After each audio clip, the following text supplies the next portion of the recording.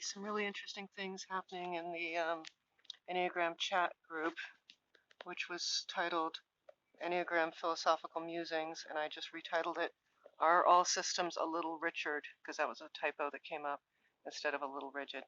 Gosh, this is not what I can see with my naked eye at all. Like, can you even see the dog over there? Yeah, okay, so you know what? This is not.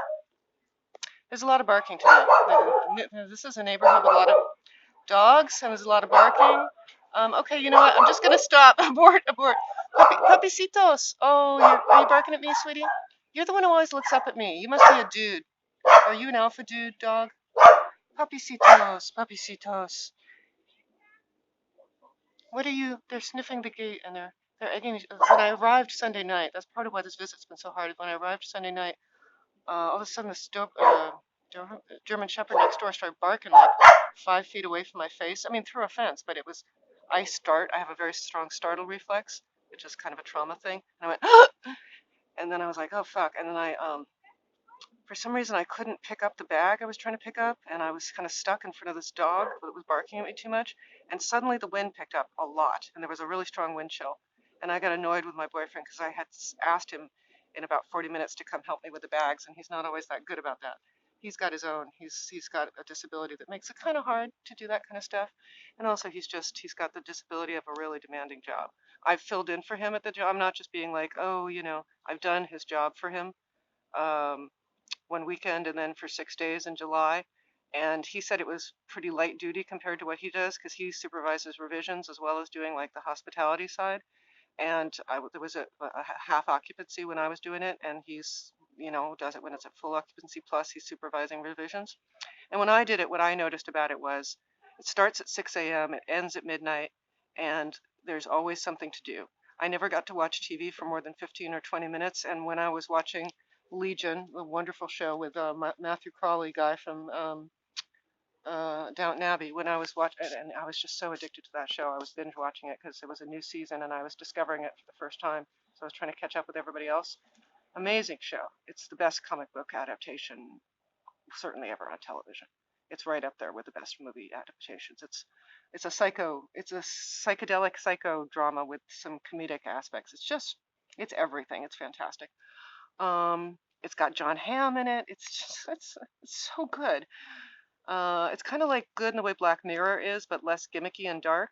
Um, but it's a lot of psychological stuff and sort of philosophical psychological stuff. Like if everybody else is insane and you're the only sane person who's crazy, would be a question that John Hamm narrates for one of the episodes. So anyway, so yeah, the job that he does, it's like, so you get to watch TV for 10, 15, maybe 20 minutes, and you're well aware that there's 3 other things you're supposed to do at a particular time as soon as you're done.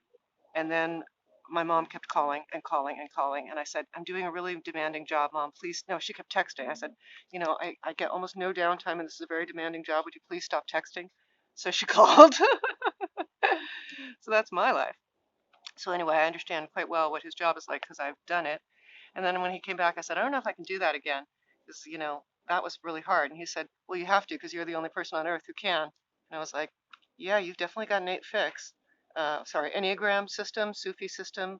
The poet Rumi founded the Sufi order of Islam.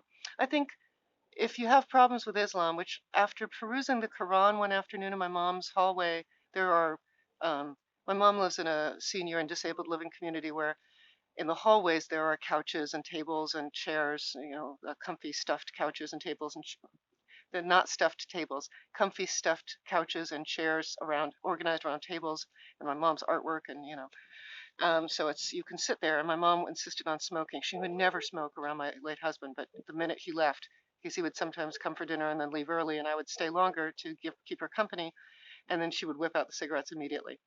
Back when you could still smoke indoors at those places, and I had to get away from the smoke.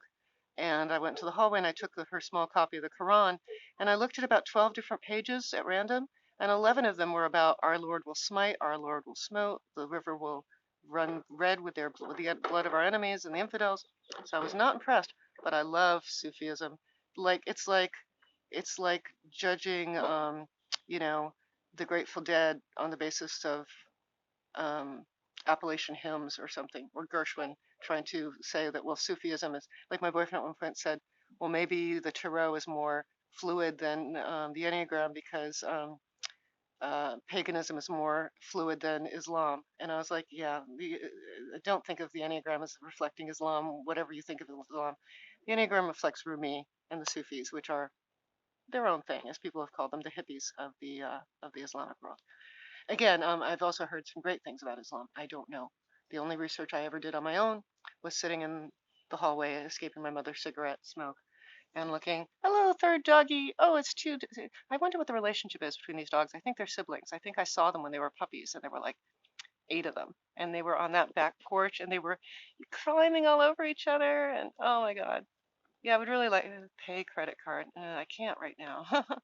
First time in my life since I was young, I loaned somebody who I am going to refer to as a family member because in the moment I felt that way about her. I said, hey, you're family now. I loaned her some money, and now I don't have the money that I need. But I will. In fact, maybe I already do. I'm waiting for money to transfer from my dwindling mutual fund, and my late husband's family is going to give me an early disbursement on the 6 figures, the low 6 figures that they owe me. They bought me out, basically. They bought out my rights to the house. Yeah, my private life's, a lot of it's out there. But, and when I wake up sometimes, or as basically if there's a quiet moment, I kind of go, did I put 50 really personal videos on the internet and then invite my friends to know that I did that? I said to my boyfriend, I said something to that effect to my boyfriend last night, and he was like, I understand your dilemma. And I was thinking, uh-oh, is he going to tell me I'm an idiot? And then in the morning, he just said something supportive. I don't remember the words, but, like, yeah, you know. He's been very supportive, actually. At one point I said, I know it's a silly career, but, it's my career. And he said, it's not silly. You could make money that way. And I was like, oh, I'm not going to make any money. And then I thought, well, hey, why? If you think of money as we try to, as like Kwan, not like evil stuff, the root of all evil, but just energy, like the more New Agey, or I forget that other psychology system, like Bob Proctor is a proponent of it. It's kind of older. I don't know. Anyway, you can think of money as energy. Well, my boyfriend's favorite spiritual teacher, Adida, says you have to get your food life together, your sex life together, and your money life together before you can fully commit to moving on and being a spiritual person. I don't know if I agree with that, but it's an interesting proposition. And people like me come into the world thinking, no, I want to be spirit and all spirit. I'm just all about the spirit. I'm all about the heart and the soul and principles and spirit and art and artistic achievement. And that's why I'm now financially enmeshed with a stepdaughter 6 years my senior who hates my guts because I didn't pay attention to the financial thing. I just said, well, wait a minute, so it's going to be what? And it's going to be what? Well, that sounds fair. And then when it came out to be a horrible metastasization of that stripped me of 75% of the real value of my inheritance, which I never asked for and didn't even expect, but then came to rely upon. I wouldn't have pursued it. I wasn't planning to pursue a career in the fine arts. I was planning to do something entrepreneurial. But then when I had this inheritance, I was like, well, I'm going to be able to live in this beautiful house in the Elmwood district probably forever. Or worst case scenario, Mike Hannigan buys me out and it'll be a shitload of money because it's a valuable house. So at best case scenario, I live here forever. I'm like a genteel little old lady landlord because I thought my husband was going to live to be 100 because that was his aspiration. So that would be 63. And, yeah, then none of that happened. I have to move in 2 years. And they started emptying out the rooms where we spent our lives together right away. Less than 2 months after he died, they emptied out the TV room where we had all of our date nights. And my mom spent all of our Christmases. And I'm going to start crying, and this is a Doggies video, so I'm going to stop now. Thank you, guys. Thank you. And it's less than 10 minutes, so this can't be monetized. So for now, the channel is pure, everybody. Hey, want to be my first Patreon? Woohoo. Woohoo. Doggies. Doggies, doggies, doggies. Bye.